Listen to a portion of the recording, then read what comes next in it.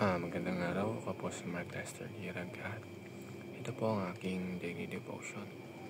Alam mo ba na si Jesus ang Panginoon ng Sex and Theology, na tinalakay po ni Pastor Russell Ocampo sa 365 Daily Devotion. Ang Bible verse ng araw ay galing sa 1 Corinthians chapter 6, verse 19 to 20, King James Version. Sabi po ay, "What? Know ye not that your body is the temple of the Holy Ghost, which is in you, which ye have of God, and ye are not your own, for ye are bought with a price. Therefore glorify God in your body and in your spirit, which are God's."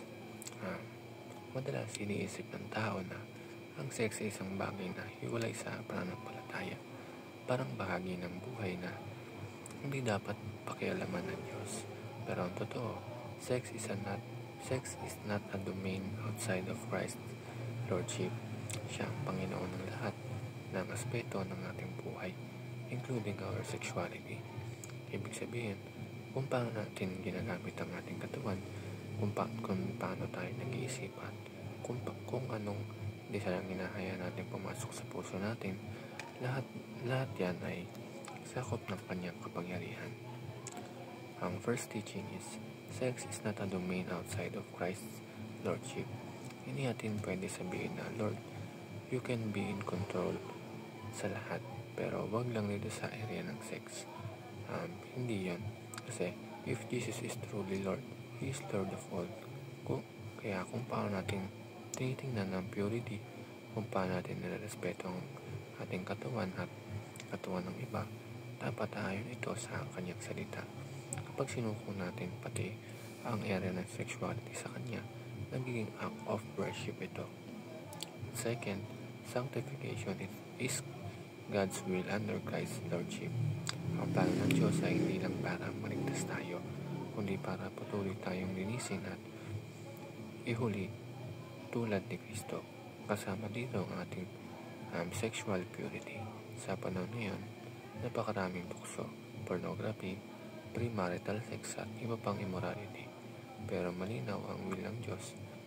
This is the will of God, even your sanctification, that you should abstain from fornication. 1 Thessalonians chapter 4 verse 3. Kung susuko natin ang ating desire kay Lord, tutulungan niya tayong mamuhay na may kalinisan. Ang last, surrender is the only response to Christ's Lordship. Hindi sapat na alam lang natin na si Jesus ay Panginoon ng lahat. Kasama ang sex. Dapat ay may action at yun ay full surrender. Hindi half-hearted, hindi selective obedience, kundi buong pagpapasakop. Kapag ginawa natin ito, makikita natin na ang sex na nilikha ng mismo ng Diyos ay may layunin. Mapakita ang covenant love, faithfulness at purity. Kapag nasa labas ng kanyang lordship, nauwi ito sa kasalanan at pagkasira. Pero kapag ito'y sinuko sa kanya, nagiging pagpapala at kalawalhatian para sa Diyos.